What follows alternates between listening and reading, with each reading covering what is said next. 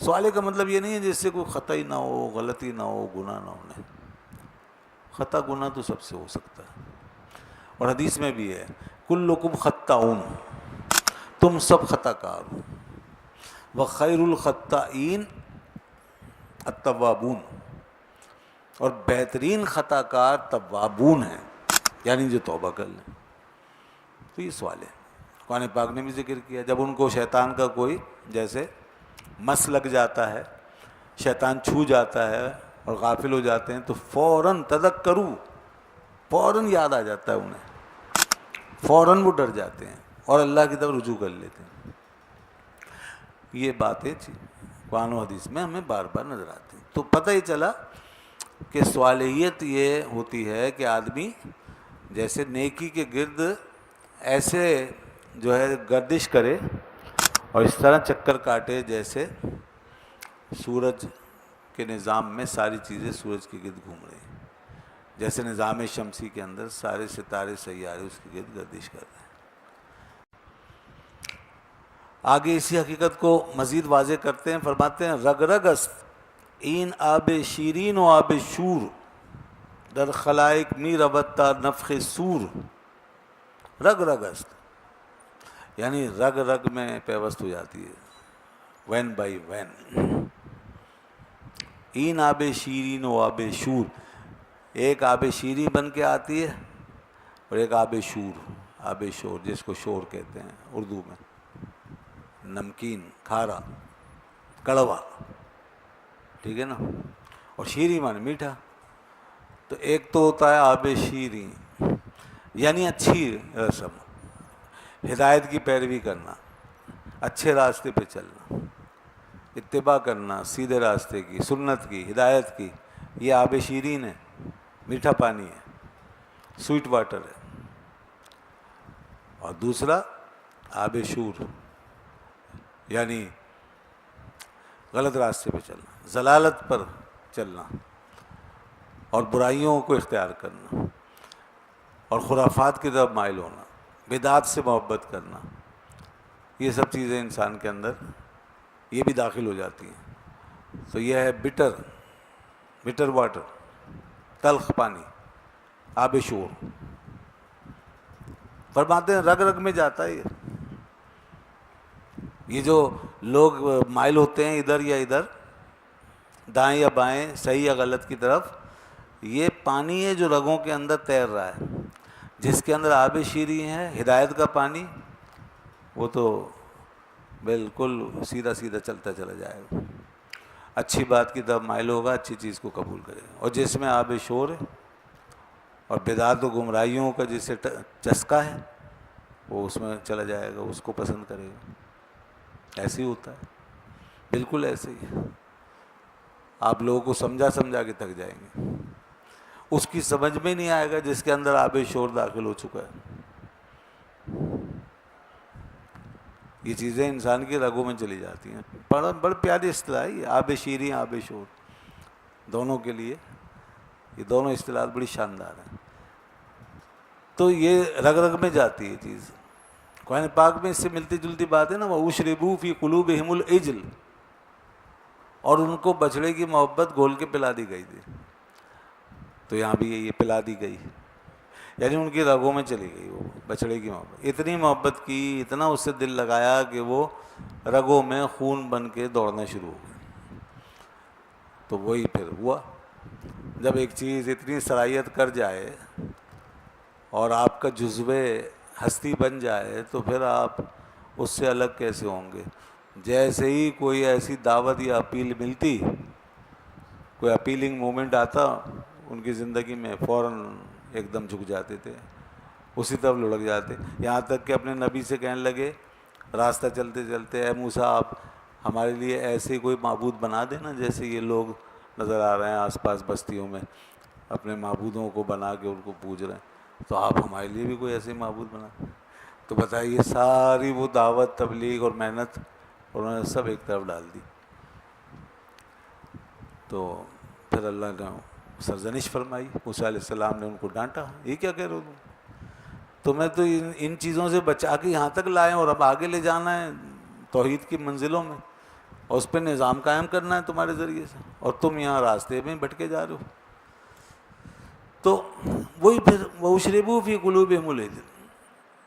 پھر آگے جا کے کیا ہوا، جب موسیٰ علیہ السلام کوہ طور پہ گئے تو پیچھے اس قوم کو پھر موقع مل گیا. وہ سامری نے ایک چکر چلایا ان کے سامنے بچڑا سجا کر، اور اس کے اندر کوئی اس نے ٹیکنیک کر کے کہ آواز نکلے ان کو پھر متاثر کر لے گی، پھر اس کی طرف مائل ہوگا. تو یہ وہ اندر گئے ہوئے جراثیم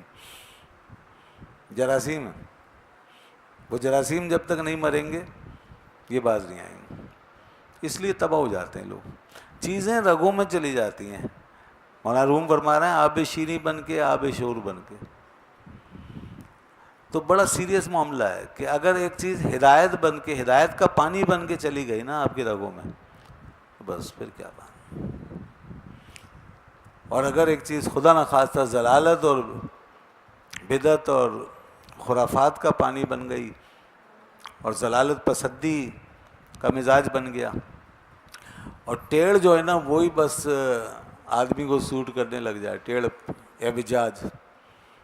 بہت سے لوگ ہوتے ہیں نا وہ ٹیڑھ اور اعوجاج کو ہی بس سمجھتے ہیں کہ یہ صحیح ہے، یعنی الگ ہٹ کے چلنا، یعنی کراس کر اپنے آپ کو رکھنا. تو بس وہ پھر انسان کے لیے تباہ کن ہے. اقبال نے بھی ایک شعر کہا تھا کہ رگوں میں وہ لہو باقی نہیں ہے، دلوں میں وہ جستجو باقی نہیں ہے. نماز و روزہ و قربانی و حج یہ سب باقی ہے، تو باقی نہیں ہے. تو رگوں میں وہ لہو باقی نہیں ہے. بات لہو کی ہے، رگوں میں بات لہو کی ہے. یہ انسان کے لیے ضروری ہے کہ ایک چیز اس کے رگو پے میں پیوست ہو جائے. تو بھائی جب نیکی آپ کے رگو پے میں پیوست ہو جائے نا تو سمجھے کہ آپ نیک ہو گئے. ابھی کل پرسوں ہی کی بات ہے، ایک بچہ ہم سے سوال کر رہا تھا کلاس میں کہ صالحیت کیا ہوتی ہے، صالح کیسے بنتے ہیں، نیک آدمی کیا ہوتا ہے. خیر اس وقت تو وہ جو جواب ذہن میں تھا وہ دے دیا. تو اب یہاں پر اس کا یہ جواب بھی ہو سکتا ہے کہ صالح وہی ہے جس کے اندر صالحیت جس کی رگو پے میں دوڑ جائے، سرایت کر جائے. اور صالحیت جس کی رگو پے میں سرایت کر جائے گی تو وہ جب بھی پلٹا کھائے گا نیکی کی طرف پلٹا کھائے گا. اگر اس سے کوئی برائی ہو جائے گی تو بھی نیکی کی طرف پلٹے گا، بالآخر پلٹے گا وہیں، کیونکہ اندر جو ہے رگوں میں صالحیت دوڑ رہی ہے. تو اس لیے وہ اس کو چھوڑ کے نہیں جا سکتا.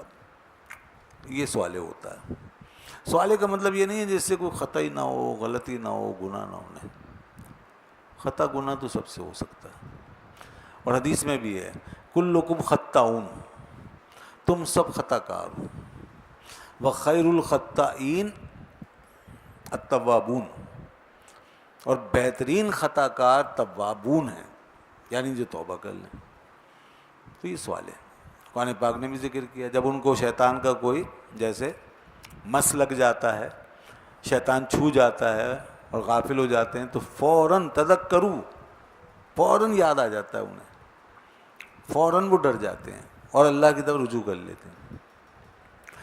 یہ باتیں قرآن و حدیث میں ہمیں بار بار نظر آتی ہیں. تو پتہ ہی چلا کہ صالحیت یہ ہوتی ہے کہ آدمی جیسے نیکی کے گرد ایسے جو ہے گردش کرے اور اس طرح چکر کاٹے جیسے سورج کے نظام میں ساری چیزیں سورج کے گرد گھوم رہی ہیں، جیسے نظام شمسی کے اندر سارے ستارے سیارے اس کے گرد گردش کر رہے ہیں، تو سائنس کے مطابق.